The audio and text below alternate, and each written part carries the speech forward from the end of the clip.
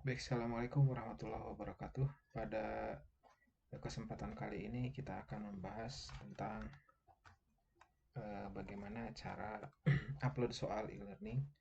Dalam hal ini kita akan mengakses e-learningindonesia.net.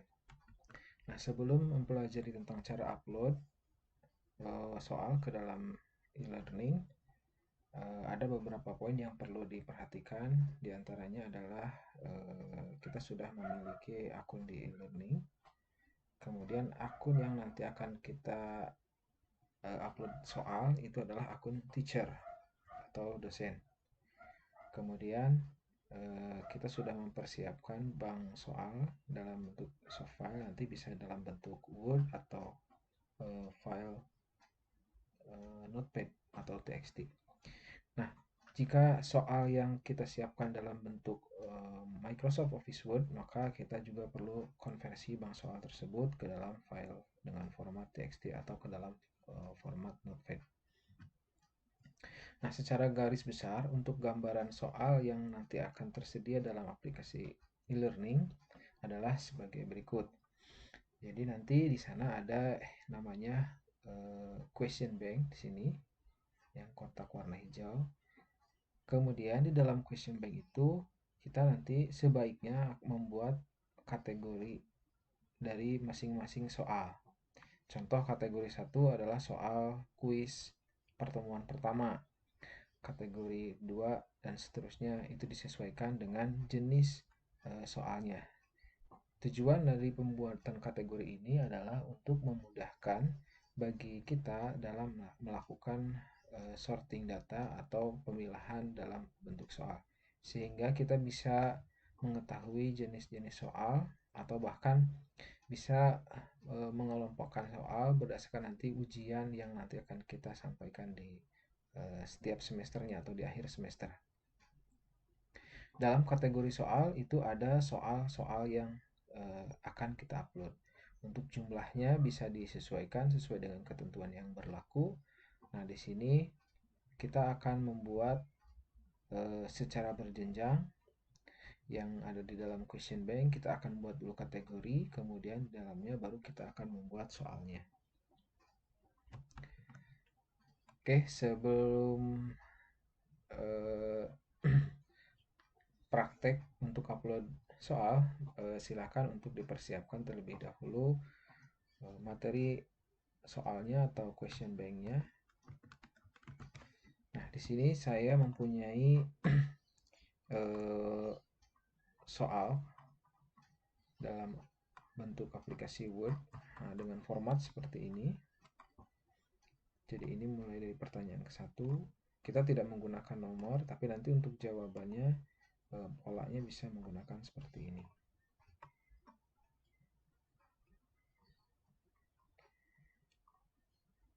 Oke, jadi setiap soal kita simpan jawabannya yang benar itu di paling bawah dengan closure answer, kemudian jawabannya B, contoh B ini ya. Kemudian setelah kita membuat daftar pertanyaan atau soal, maka langkah berikutnya adalah mengkonversi soal ini ke dalam notepad. Oke, nah ini dia bentuk notepadnya. Bisa menggunakan tools yang lain, bisa disesuaikan, tapi sebaiknya kita menggunakan aplikasi notepad saja. Oke, kita cukup copy paste dari soal yang sudah kita buat sebelumnya, atau boleh kita ngetik juga soalnya dari sini langsung, silahkan. Tapi untuk administrasi yang baik atau dokumentasi yang baik kita membuat bank soal, sebaiknya dibuatkan dalam bentuk Word atau dokumen saja. Sehingga nanti dalam proses uploadnya kita tinggal copy paste ke dalam notepadnya. Saya akan coba copy paste dari sini. Oke, secara keseluruhan. Oke, kita blok.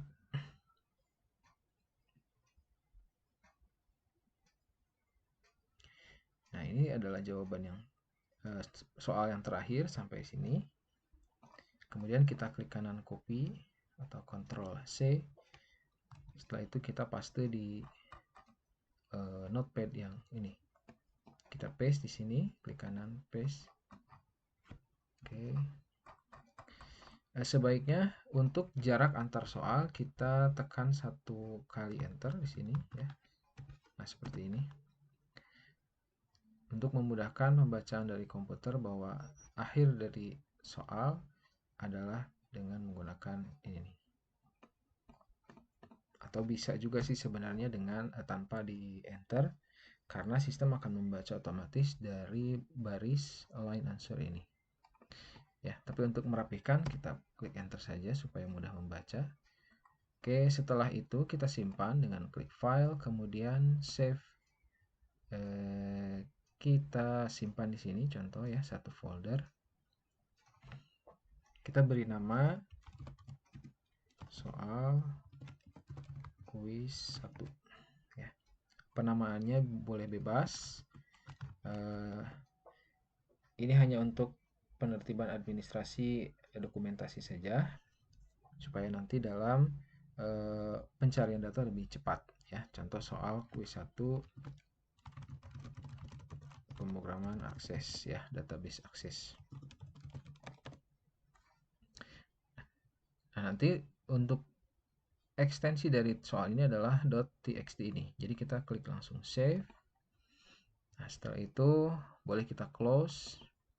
Kemudian kita buka e-learning.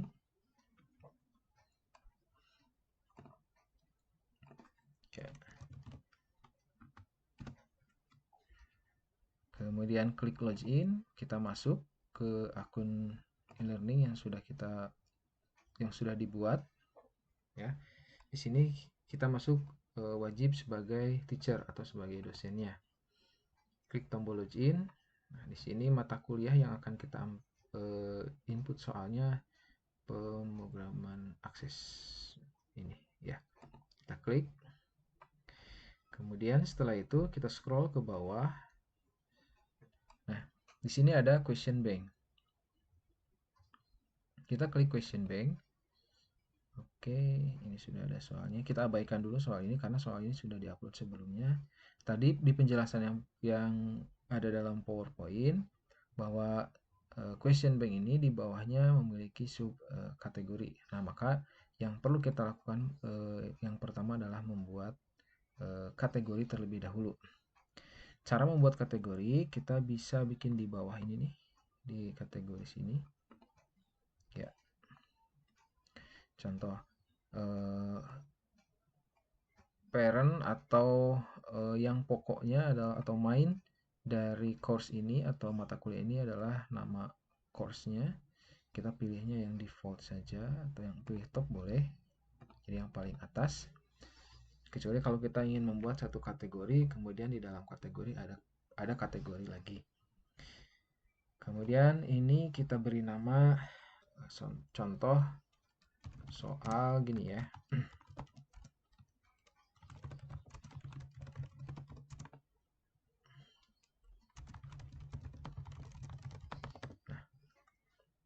Untuk kategori info boleh dikosongkan atau boleh juga dikasih sebagai keterangan. Kali ini akan kosongkan. Kemudian klik tombol add kategori. Nah, kita sudah berhasil membuat satu buah kategori. Kalau kita ingin melanjutkan lagi membuat kategori, silakan dilanjutkan lagi dan pastikan parent kategorinya tidak masuk ke dalam ini, jadi melainkan di top sehingga posisinya sejajar atau sama. Ya, contoh soal kuis pertemuan 2.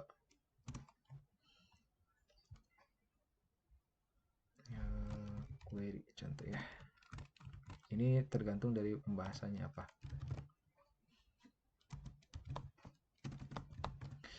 Oke, kita klik add. Oke, saya rasa cukup. Kita sudah memiliki dua ini, tapi yang nanti akan kita masukkan soal adalah di kategori yang pertama saja, pengenalan database. Di sini sudah terlihat 0 bahwa kategori sudah dibuat tetapi masih kosong soalnya. Nah, langkah berikutnya, karena kita punya file data soal yang sudah kita convert ke dalam txt tadi. Nah, di sini ada fitur import soal. klik import. Di sini ada berbagai macam format. Silahkan nanti dipelajari jenis format apa saja, tapi format yang akan kita gunakan boleh pakai yang pertama ini atau icon format. Apa perbedaan dari masing-masing ini? Secara garis besar, jenis soal yang nanti akan diupload itu banyak variasinya, termasuk karakter-karakter yang nanti bisa diterima ke dalam aplikasi e-learning ini. Nah, ini jenis aplikasi atau jenis karakter yang bisa diinput adalah karakter yang standar, sehingga dalam pembuatan soal sebaiknya menggunakan bahasa atau bentuk soal yang mudah dibaca saja. Contoh yang agak sulit adalah menggunakan rumus, nah itu perlu pembelajaran lebih lanjut lagi. Kemudian setelah kita memilih icon format, pada kolom general ini kita klik panah. Oke. Nah, di sini ada pembuatan kategori atau pemilihan kategori. Nah, karena kita sebelumnya sudah membuat kategori secara manual, ini bisa kita abaikan dengan cara uncheck. Oke, uncheck di sini. Kemudian maaf, import kategori ini kita masukkan ke dalam soal pertemuan 1 ya, sehingga nanti semua soal yang kita upload dimasukkan ke dalam kategori pertemuan pertama ini. Kayak begitu juga seterusnya. Jadi untuk yang ini kita uncheck saja. Oke, kemudian ini pastikan ketika kita nanti menemukan error, dia nanti proses akan di stop sehingga mengetahui soal mana yang muncul error. Kemudian di bawahnya kita pilih choose file, kemudian klik browse. Tadi saya simpan soalnya di dokumen, di e-learning, upload soal. Nah, soalnya pastikan yang sudah dibuat dalam bentuk notepad ya, .txt. Oke, ekstensinya ini .txt, pastikan. Kalau format soal langsung ini tidak akan bisa gitu, karena sistem hanya akan membaca plain text atau teks biasa saja ini text.txt. Kemudian klik open. Nah, yang kita bisa kasih nama ini contoh saja, opsional saja. Oke, atau mau sama juga silahkan, soal upload kuis 1. Ya. Kemudian klik tombol upload this file. Ya. Setelah diproses upload, jika tidak muncul error, maka kita bisa melanjutkan proses import, yaitu dengan cara klik tombol import di bawahnya. Klik tombol import. Ya. Jika berwarna hijau background ini berarti kita sukses upload sebanyak 14 pertanyaan. Nah, ini dia pertanyaannya sebanyak 14 yang sudah kita siapkan tadi. Kemudian klik continue. Nah, di sini pertemuan di kategori sudah ada yang tadi nilainya 0, sudah ada angka 14, artinya sudah ada 14 soal. Oke. Berikutnya, bagaimana soal yang kita buat ini bisa dibaca oleh mahasiswa atau peserta yang mengikuti materi ini. Kita kembali ke materinya, contoh di Oke, ini agak susah, kita klik di sini aja ke materinya. Nah, kemudian contoh ini adalah pertemuan pertama. Nah, untuk menambahkan soal di sini ya, kita perlu melakukan edit ya. Jadi akun kita itu sebagai teacher, jadi pastikan sebagai teacher sehingga nanti muncul tulisan turn editing on. Kita perlu edit dulu tampilan materi ini dengan cara klik turn editing on. Oke, kemudian di scroll di bawah kita fokus di pertemuan 1. Nah, di sini kita akan coba upload kuis pertemuan pertama. Oke, kita pilih add an activity or resources. Kemudian kita pilih quiz ya, kemudian klik tombol add.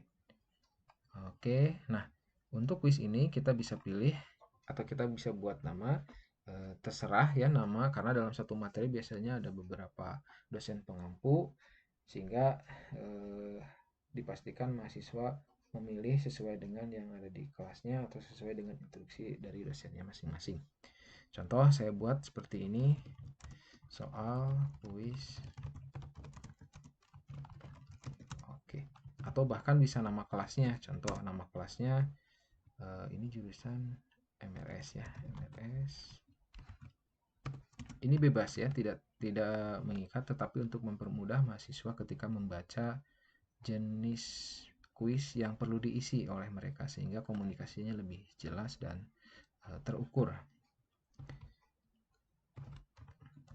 Oke, contoh seperti ini.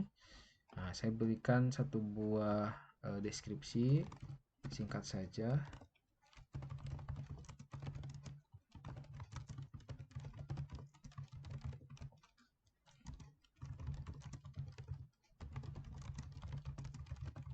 Oke, kita bisa sampaikan informasi singkat di sini.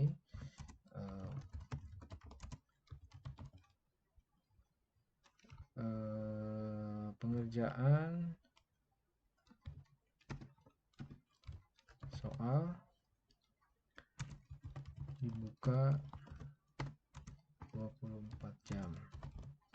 Oke, atau 1 hari. Kemudian kedua, soal dikerjakan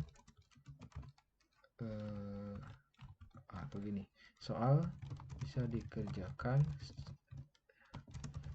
ulang sehingga mencapai nilai maksimal. Oke. Kehadiran